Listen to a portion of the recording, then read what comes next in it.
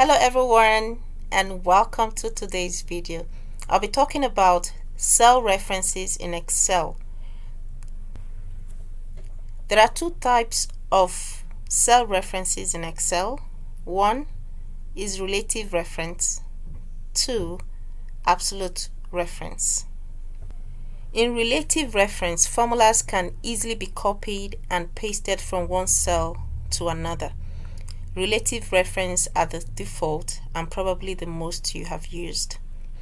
So in this example, I want to know the total price for each item in this invoice. As you can see here, these are items. I have keyboard, mouse, scanner, all of that up to video camera. And this place is the unit price. This is the quantity. And here this column is empty. This is the total price. Like I earlier said, I want to know the total price for each item in this invoice. So what I'll be doing is to make my calculation here. First, I'll put my equal sign and then I'll calculate, which is B5 multiplied by C5, and then press the enter key, and this is my value. So I'm going to use the fill handle, which is a tiny square there, and autofill to the last part. So you can see here what I have done is, if I double click at this point, you would see that this is the formula, B5 multiplied by C5. Alright, so if I double click on the next one, you will see that I also have B6 multiplied by C6. So the changing of the cell addresses in the formula as it is copied down is referred to as relative reference. The references doesn't have to be in the same row. They can be anywhere in the sheet. So if I double click at another cell, you will see it copied the same reference, the formula that I have initially down, but the cell addresses changes. So that is what is called relative reference, and I'm sure most of you are used to this formula. There are times you may not want the cell references to change. In this case, you have to use the second part of referencing in Excel, which is absolute referencing.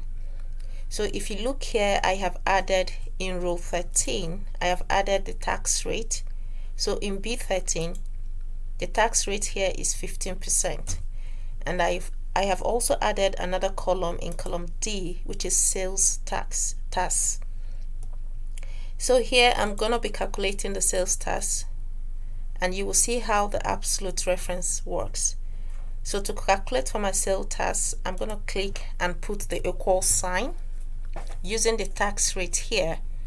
So I'm going to open a bracket, and here is my B5 multiplied by C5.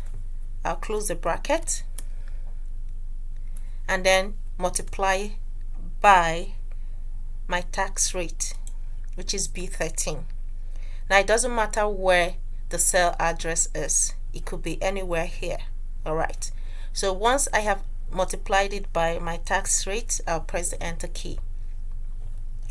So now I have my sales tax here, so I will use my fill handle here, the same thing I did in the other example. Click, hold and drag through, which is my autofill, to copy the address. So now what happened? So this is where you have to use your absolute reference. Alright, so what happened is, when the formula is copied, the cell reference or address continues to refer to the original cell. The original cell is this one. To prevent this from happening, the column letter or row number from changing, a $sign is placed before the column letter or the row number. So I'm going to show you how this works. So I'm going to take off the zeros, which is not correct, and apply the absolute referencing. So I'll click on the original cell where my formula is, then go to my formula bar. Before, I'm going to add a dollar sign before Control Shift on my keyboard. I'm going to press that to add my dollar sign before the column and before the row number. So if you look there, I have added my dollar sign. This is called absolute referencing. So I've made my formula absolute. I'm now going to press my enter key. Alright, so now I can then use my fill handle, copy the formula down to the rest of the cells. So here I have successfully calculated for this column, which is sales tax, by making this particular column absolute by adding a dollar sign before the column letter and a dollar sign before the row number. So I can now proceed and calculate for the total price for the invoice. So what I need to do is start with my equal sign, open bracket, B5 multiply by the quantity here, which is C5.